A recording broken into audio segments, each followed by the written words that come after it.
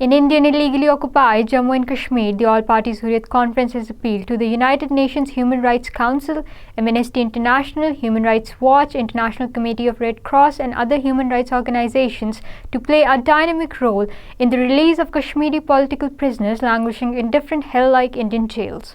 The APHC spokesman, in a statement issued in Srinagar, said that most of the detainees had developed various ailments threatening their life if gone untreated, due to unavailability of basic facilities including medical care and hygienic food in jails.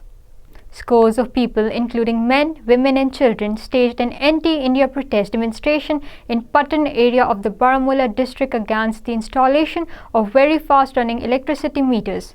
The protesters demanded an immediate rollback of the anti-Kashmiris move. The agitating people blocked Srinagar-Baramulla highway, which disrupted traffic for hours. Protests were also held in Doda district of Jammu region against the killing of a government school teacher, Shabir Ahmed, by some persons in plain clothes. The teacher was thrown from a third floor of a building at midnight. The protesters said that Indian Army-backed terrorists were behind the killing.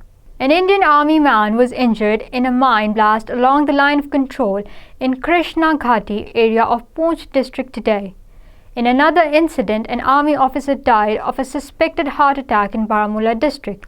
In Doda, a 35-year-old man identified as Arvind Kumar reportedly shot himself dead with the gun of his brother, who is a member of terrorist organization Village Defense Guards.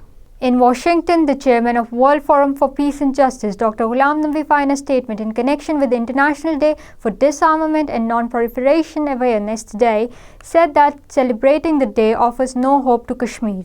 Dr. Faiz said India continues to create convenient excuses to ignore the Kashmiri people's demand for self-determination, which has also led to two full-fledged wars between India and Pakistan.